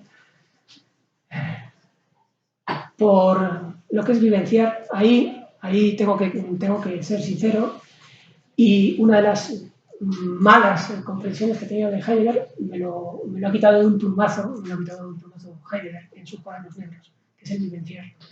Yo consideraba enfrentarme a la obra de arte a la manera que han cogido la tradición anglosajona, la historiografía anglosajona sobre el arte medioambiental, la obra de Heidegger, que les ha servido para poder poner cimientos teóricos a lo que se estaba realizando, y siempre hablando de un vivenciar. Y Heidegger se opone totalmente, opustamente, rotundamente en los cuadernos negros a ese vivenciar. No es un vivenciar. Es un choque que te cambia. No puedes vivenciarlo. Eso te lleva al subjetivismo.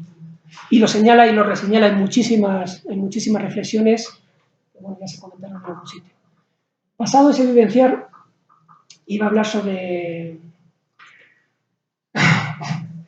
cómo se da el espacio y el tiempo en esas reflexiones para poder analizar luego el darse de la obra de arte. Y desde la obra de arte, mentar el cuidado, no solo el cuidado hacia los seres humanos, sino el cuidado en general, y por otro lado, el acceso a la verdad.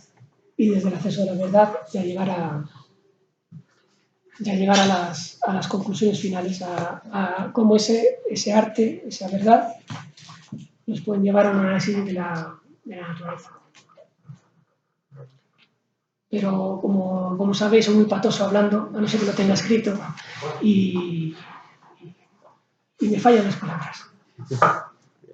Muchas gracias. Por favor. Muchas gracias por las ponencias. Yo quería poner una pregunta que es como un puente entre la primera y la segunda. Es la primera vez que he sentido pronunciar la palabra comprensión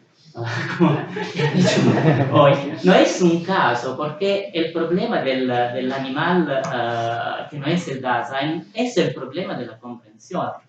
El animal presupone el ser como presencia. Esto es el animal caracterizado, según Heidegger, solamente por la sensibilidad. Y la sensibilidad es presencia. Yo veo algo en presencia, yo toco algo en presencia, yo escucho algo en presencia. El animal no es capaz de ir allá. La presencia, esto es de comprender. No comprende la muerte. Porque la muerte, no hay hablado de esta cuestión, porque solamente el Dasein comprende que muere. Que muere significa que existe, pero puede no ser. Esto es comprender. A ir allá de la sensación, allá de la presencia, de la mirada, allá de la percepción, allá del tocar, del sentir, del escuchar. Esto es el problema de la segunda ponencia, según mí, porque si Heidegger es un filósofo del tocar, del ver, del escuchar, no es un filósofo hermenéutico. Absolutamente, porque no es esto el sentido de que se habla cuando se comprende. Esto es un sentido de la sensibilidad. Todo lo que se dice de Heidegger en esta manera es muy regresivo, y yo lo pienso y lo digo, porque es una manera de pensar Heidegger allá de la hermenéutica, allá de la comprensión. Es la comprensión que es liberación, que es emancipación, porque es la única posibilidad de ir allá de la actualidad, de la presencia y de lo que se impone en la presencia. Se habla siempre del cálculo, pero se debe pensar que la condición ontológica del cálculo es la percepción. No es un caso que por los pitagóricos los números eran números figurales, porque los números enteros yo puedo verle, yo veo esta cosa y puedo contarlo, yo conto sobre las vidas. 1, 2, 3, 4, 5. Pero no puedo ver los números inconmensurables, que son otra cosa, puedo solamente entenderlo. solamente entender. Hay una relación entre el cálculo y la percepción y el tocar y el mirar y la sensación en general. Esto se debe pensar, se debe decir, porque la filosofía, si hay una liaison entre la técnica del cálculo y la metafísica de la presencia, es esta. Si se elimina la comprensión de Heidegger y se reduce Heidegger a la mirada, al escuchar, esto siempre la misma cosa, no se escucha el silencio, se comprende el silencio, porque se comprende la diferencia entre lo que es y lo que no es. Si se elimina esta cosa de Heidegger, yo no entiendo Heidegger, es la cosa que yo pienso muy radicalmente, porque no comprendo el arte. ¿Qué es el arte que se mira solamente? ¿Qué es el arte contemporáneo que no se comprende? El arte contemporáneo se comprende solamente. La Fontana de Duchamp, no hay nada que mirar, nada que escuchar, nada que tocar. Si no se entiende lo que Duchamp ha hecho, no es arte. Para mí es una cuestión muy, muy radical que pertenece a la manera de entender Heidegger y entender qué es la hermenéutica. Esto, según mí, es un Heidegger muy regresivo. Yo lo pienso verdaderamente. Es que los ponemos en bloque al final. No, pero, bueno, simplemente muchas gracias por la apreciación, pero justo cuando he empezado ese bloque, aunque he tenido que cortar varias partes, ahí yo me he puesto en contra de Heidegger. Es la ruptura que he tenido yo con Heidegger. Simplemente. Bueno, yo quería preguntarle si la profesora Auriel, ¿no? Un poco has dicho, ¿no? Que es un camino que queda por pensar, pero creo que sería pertinente, ¿no? ¿Cómo pensar este camino hacia una comprensión de la vida, ¿no? Una comprensión de la vida que esté más allá de la vida humana, ¿no? O sea, ya hemos hablado antes, yo pienso que Heidegger, si bien no recorre ese camino, ve una seña y que va en el sentido que el profesor Gaetano ha puesto sobre la mesa, ¿no? Tal vez en un sentido un poco inesperado, ¿no? Dentro del propio Heidegger, pero que es interesante, ¿no? Y notar, ¿no? También que Heidegger tal vez no ese camino, pero sin duda hay algo en él que lo quiere hacer, ¿no? O sea, yo recordaba ahora, ¿cuál es la imagen de no exceder sus límites en superación de la metafísica, ¿no? Pues finalmente es el abedul y la abeja, ¿no? Es la vida no humana, es el paradigma de la posibilidad de otra forma de estar en el mundo, ¿no? O sea, de ser como el abedul, de ser como la abeja, ¿no? Entonces, bueno, hay una necesidad ahí de encontrar una forma del humano, de ser tal vez menos humano, ¿no? De encontrar esa conexión con lo vivo más allá del modo de ser humano vigente, ¿no? Y que la seña está en lo otro vivo que no es humano, ¿no? En el abedul, en la abeja, en este caso, ¿no?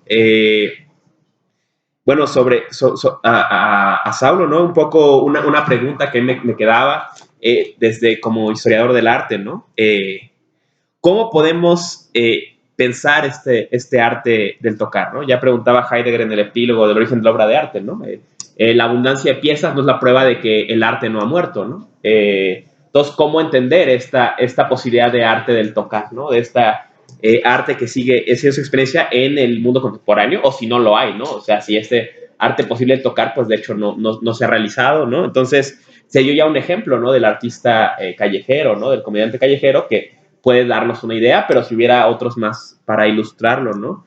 Y bueno, no solo un comentario sobre esto que se dijo ahora, ¿no? O sea, yo pienso que hay que ser cuidadosos, ¿no? O sea, separar sensibilidad y comprensión, bueno, también parece ir un poco en contra de hermenéutica, ¿no? Quiere decir que comprender es un segundo momento y que hay una sensibilidad pura en la que no hay comprensión, ¿no? Y parece que al menos, a mí me parece, a la luz de los fragmentos de reflexiones estos que mis compañeros ya han mencionado, que queda claro que no, que ya percibir implica alguna comprensión. ¿Cuál? No sabemos. No sabemos porque la única forma de percepción que conocemos es la nuestra, que viene ya inmediatamente de la mano de la comprensión, ¿no? No hay una sensibilidad que eventualmente tenga una segunda capa que es comprensión. Profesora, por favor.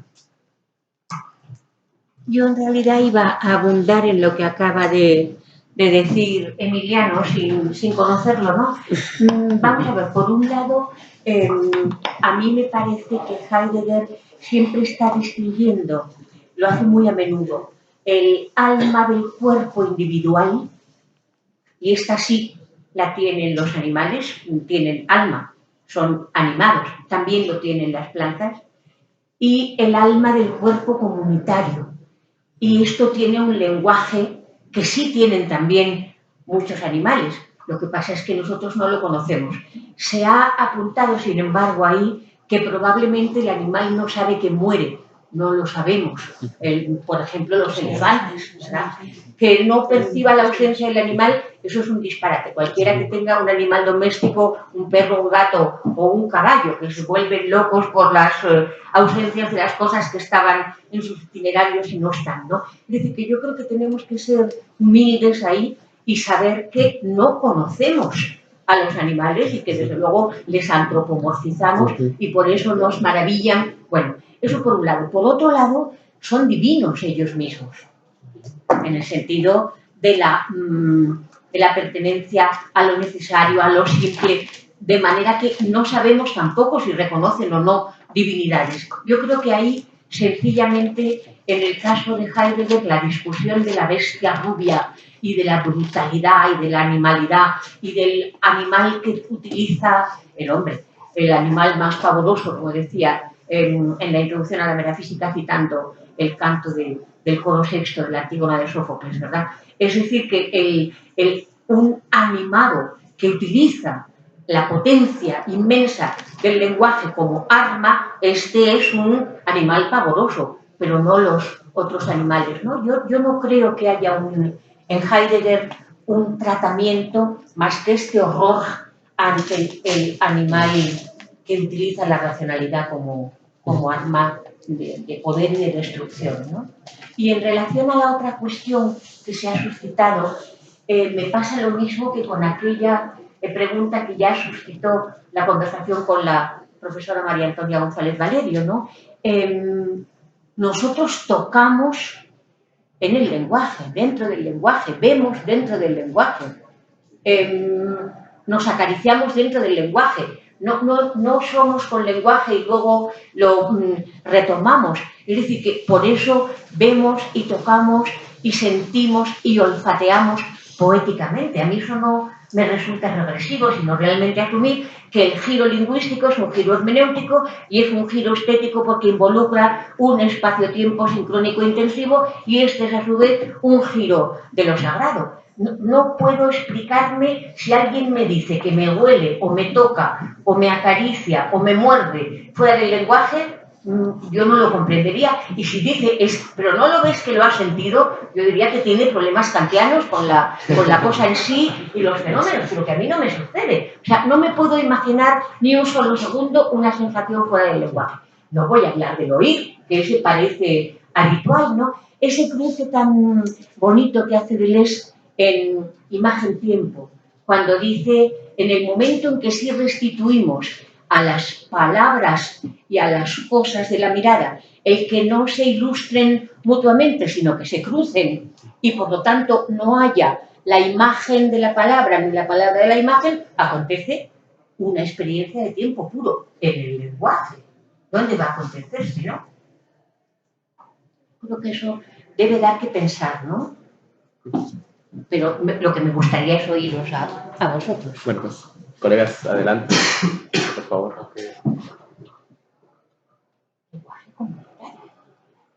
Bueno, pues a ver por dónde empiezo. Creo que lo más relevante sería decir, darte la razón, Emiliano, y también a Teresa. Heidegger no aborda la cuestión de los seres vivos. Simplemente se limita a señalar que es una problemática. Por eso lo mencionaba como al final de mi intervención. Sí, Heidegger habla constantemente, a lo largo de su obra, muchas veces habla de los seres vivos de una forma explícita e implícita. Y la mayoría de las veces se lo despacha en una o dos líneas y sigue con lo que estaba. Para mí, ese gesto es simplemente recordatorios que él se hace y a sus lectores de que esa es una tarea pendiente que tenemos que encarar en algún momento. Sin embargo, me parece que los planteamientos que él deja en varios momentos de su obra, como aquí, por ejemplo, en Ser y Tiempo, dan la pauta para fijar o concebir una dirección de por dónde podría ir el asunto, por dónde podríamos pensarlo, cómo podríamos pensarlo. Hablaba de la corporalidad al inicio, que dije, esa es una cuestión que se me cuela necesariamente y no la voy a abordar, precisamente yo ahorita lo estaba pensando porque creo que primero tendríamos que esclarecer esa cosa que llamamos ser humano. Una vez hecho eso, nos vamos con los seres vivos, no humanos, y a la par de ello entra la corporalidad. No se puede hacer las tres cosas a la vez, porque creo que nos volveríamos locos. Y Heidegger por eso no lo hace, porque me parece que él se empeña toda su obra filosófica para esclarecer esa intuición que tiene de que somos, de aquel ente que somos nosotros en cada caso. Y que no dio el siguiente paso porque si no teníamos, no nos dejaba claro qué era esa intuición del hombre, entonces no podríamos seguir con lo siguiente. Por eso creo que Heidegger deja esa tarea pendiente y la deja desde aquí, desde Ser y Tiempo. Dice, bueno, voy a leer una cita que es una de las más esclarecedoras, me parece a mí.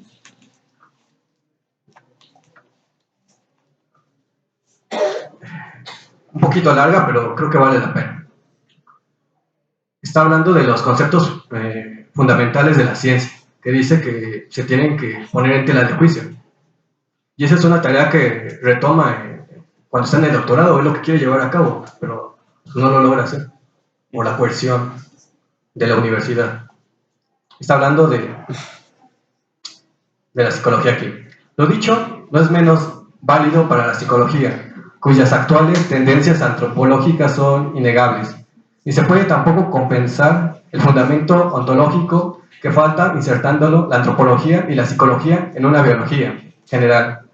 En el orden de su posible comprensión e interpretación, la biología como ciencia de la vida se funda en una ontología del Dasein. Que me parece que primero hacemos la ontología del Dasein y ya después vamos a ver si podemos decir algo con respecto a otras cuestiones, en este caso a la vida.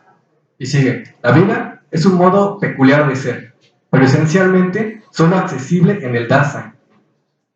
Me parece que aquí podemos acceder a eso que llamamos vida porque suponemos que nosotros estamos vivos y no tenemos experiencia de otros seres vivientes porque no somos esos otros seres vivientes.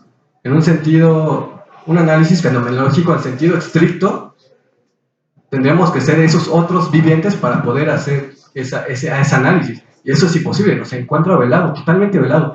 Por eso creo que para Heidegger, a lo mucho, él puede reconocer que es un misterio y que no tenemos acceso, o que tengamos las ciencias más avanzadas, no vamos a poder dar cuenta de ello.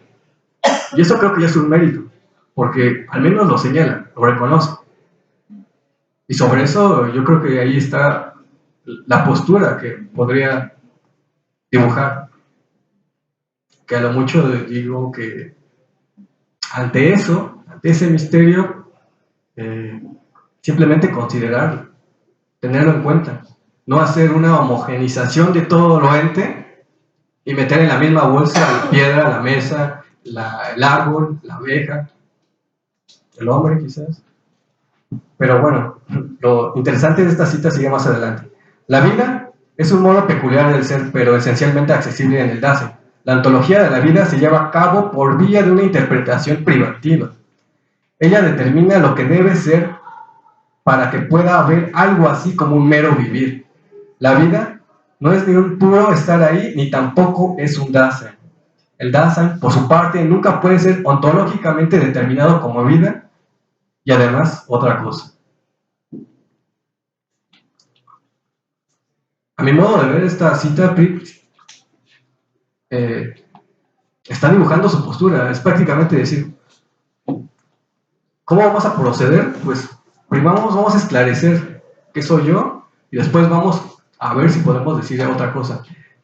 Y vamos a esclarecerlo a partir de, o asumiendo los resultados de una analítica existencial. Ya después vamos a ver que a lo largo de su trabajo filosófico se da cuenta que no es suficiente. Y como no es suficiente hay que seguir trabajando y por eso sigue dejando como pendiente esa tarea. Y al final de su obra, pues vamos a ver que nunca la encara, porque presupone muchas cosas.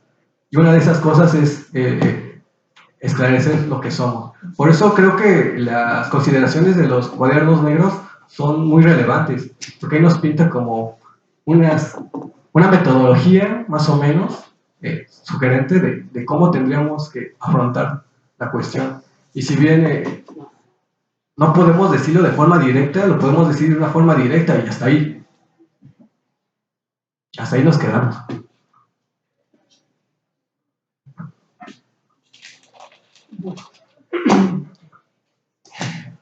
¿Cómo podemos pensar este arte del tocar? ¿O cómo, o qué, dónde se daría? Bien.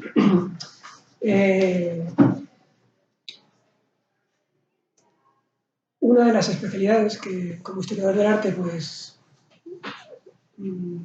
más me ha apasionado durante estos años es el arte medioambiental. Y concretamente, debido ya a circunstancias personales, porque trabajo en un museo del vidrio, en la Real Fábrica de Cristales de La Granja, el arte medioambiental en vidrio. Bien, ¿qué puedo decir de ese tipo de arte? Bueno, ya hablamos, ya se habló de Chillida. Para mí, Chillida no solo está hecho para ser recorrido, para ser visto.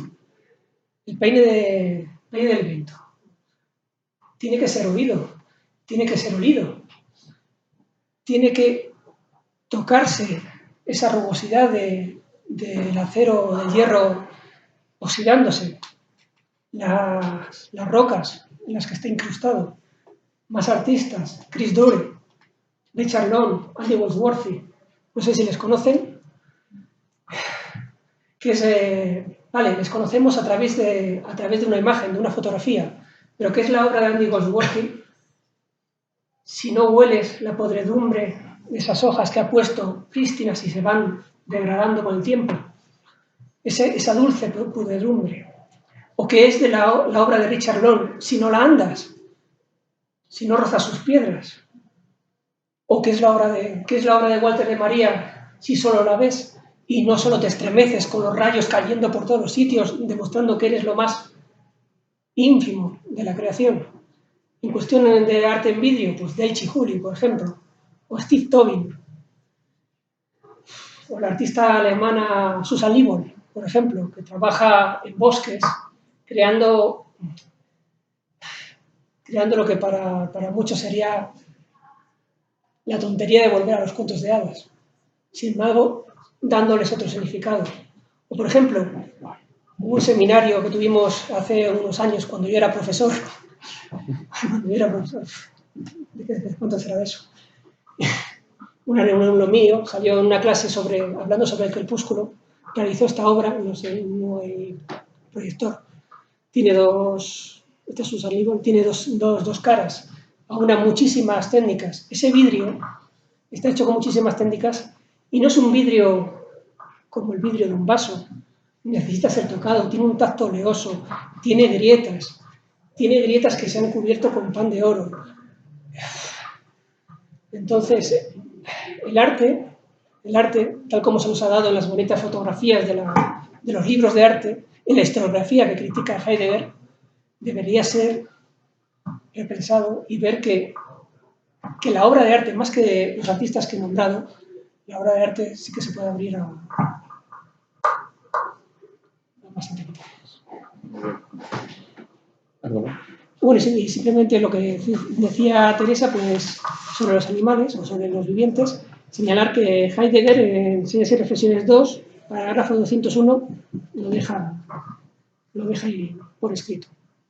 Dice, pero ¿qué es lo que está ahí abierto y cómo está abierto? No lo sabemos. Pues, qué tremenda mesa, ¿no, colega? Muchísimas gracias. Un aplauso, por favor.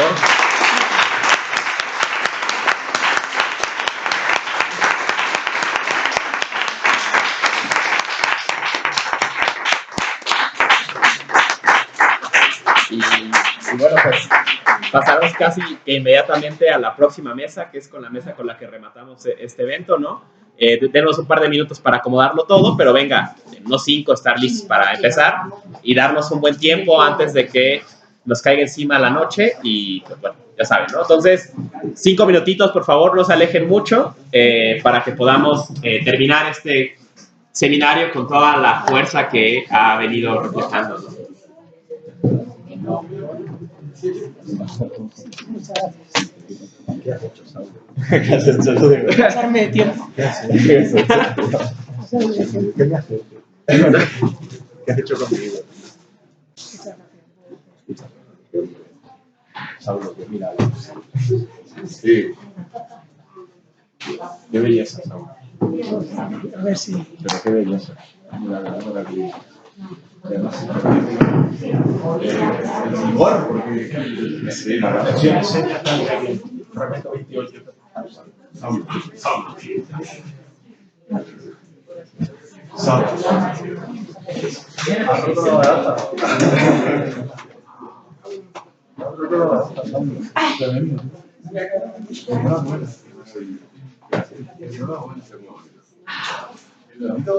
Bueno, además ha hecho una cosa muy difícil, que es abrir todo lo que es un seminario. O sea, te lo guardas, es lo que no puedes poner en un canal.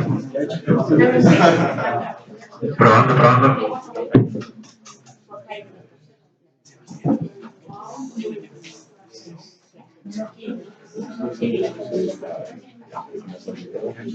Lo único que